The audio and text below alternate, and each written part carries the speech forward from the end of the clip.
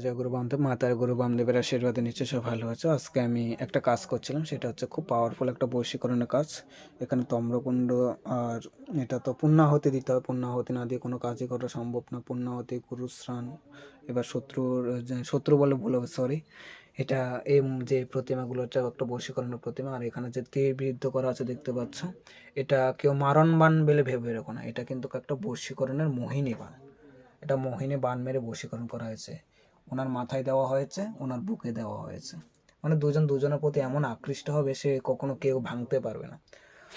এই যে দেখতে পাচ্ছ, খুব সাংঘাতিক একটা বশীকরণ। এটা এটা মোহিনী বান বশীকরণ বলা হয়, খুব সাংঘাতিক বশীকরণ। আর এই বশীকরণটা কখনো ফেল হয় না। আমি মায়ের কাছে প্রার্থনা করছি, মা যেন তাড়াতাড়ি বশীকরণের কাজটা করে দেয়। খুব সাংঘাতিক একটা বশীকরণ। কাজটা হচ্ছে আমার কলকাতার একটি দাদাই করাচ্ছে কাজটা। তো আমি নাম দাম কিছু বলতে পারছি না, অ্যাড্রেসটা বলতে পারছি না।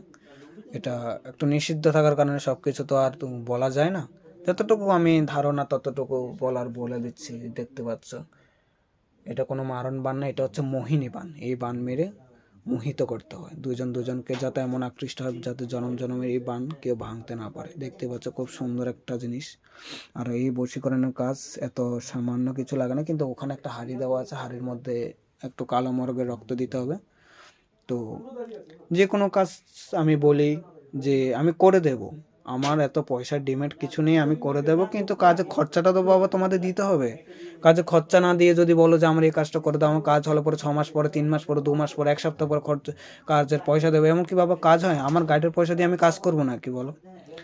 আমার কাজের ডিমান্ড আমি কিছু ধরবো না, আমি জাস্ট খরচা যা বলবো খরচাটা আমাকে দিয়ে দিলেই হবে। আমি কাজ করে কাজ হয়ে দেখিয়ে দেবো যে কাজ কেইভাবে না হয়। কাজ একবার করিয়ে দেখো আমার কাছে না করিয়ে যদি বলো যে ওর কাছে কাজ করেছে হয়নি, আপনার কাছে হবে কি না বলুন। আমি বলছি আমার কাছে যদি বিশ্বাস না হয়, কাজ যদি করাবার ইচ্ছা না হয়, আমি বলছি না আমার কাছে কাজ করো। আর আমি তো এমনও চ্যানেলের মধ্যে বলছি না যে আমার চ্যানেল সাবস্ক্রাইব করতে হবে, লাইক করতে হবে, কমেন্ট শেয়ার, আমি এগুলো কিছু চাই না। যার ইচ্ছা হবে করবে, যার ইচ্ছা হবে করবে না।